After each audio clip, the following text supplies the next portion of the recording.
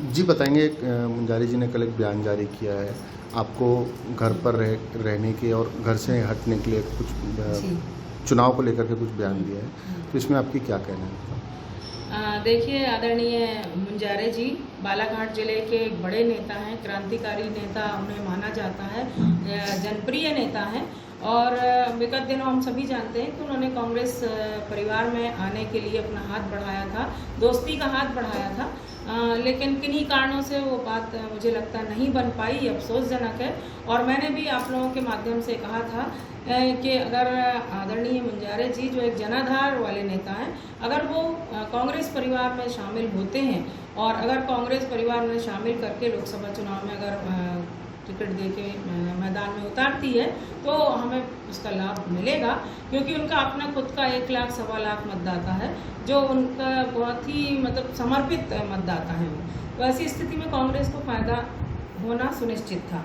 लेकिन अब जो भी परिस्थितियां बनी, मैं इसमें कोई टीका टिप्पणी नहीं करना चाहती, क्योंकि हमारे जो बड़े सम्मानी नेतागण हैं, सर्वमान्य नेता हैं, और हम उनकी भावना का सम्मान करते हैं, उनके लिए गए निर्णय का हम सम्मान करते हैं। और अब क्योंकि पार्टी से मैं वर्तमान में बालाघाट विधानसभा क्षेत्र की विधायक हूँ और मेरी जनता मुझे बहुत ही उम्मीदों से देख रही है कि मेरा इस चुनाव में क्या रोल रहेगा, क्या भूमिका रहेगी।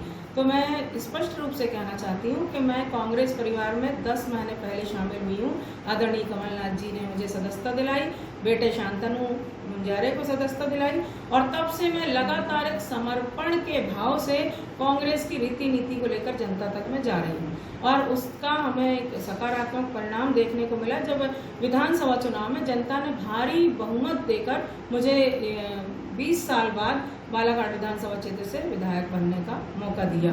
और उसके बाद बालाघाट विधानसभा क्षेत्र के इतिहास में पहली महिला विधायक बनने का गौरव मुझे मेरी जनता ने दिया। तो मैं तो लगातार कांग्रेस के पक्ष में काम कर रही हूँ और करती रहूँगी। कांग्रेस की रीति नीति सिद्धांतों पर मुझे चलना है और निरंतर मैं चल रही हूँ और चलती रहूँगी। हमारे जो प्रत्याशी घोषित हुए हैं श्री सम्राट सिंह सरस्वार जी, हम सभी लोगों की ये कोशिश होगी कि उनको भारी मतों से विजयश्री मिले। इस दिशा में हम सब मिलकर एकजुट होकर काम करें और हमारे प्रत्याशी की जीत को हम सुनिश्चित करें। अब आदरणीय मुंजारे जी क्योंकि अभी वर्तमान में बहुजन समाज पार्टी के उम्मीदवार हैं बालाघाट सिवनी संसदीय क्षेत्र से, और मुझे भी जानकारी मिली कि उन्होंने ऐसा कुछ बयान दिया हुआ है, तो मैं अब वो स्वतंत्र हैं, वो सक्षम हैं, वो जो भी बयान दे रहा है मैं उनके बयान का सम्मान करती हूँ। मैं इसमें किसी तरह से टिप्पणी नहीं कर सकती, ना मैं सक्षम हूँ। लेकिन मैं इतना ज़रूर कहूँगी कि मैं अपने जब मैं विधानसभा चुनाव में मैंने अपना घर नहीं छोड़ा, तो अभी मैं अपना घर छोड़ के चुनाव प्रचार में क्यों जाऊँगी।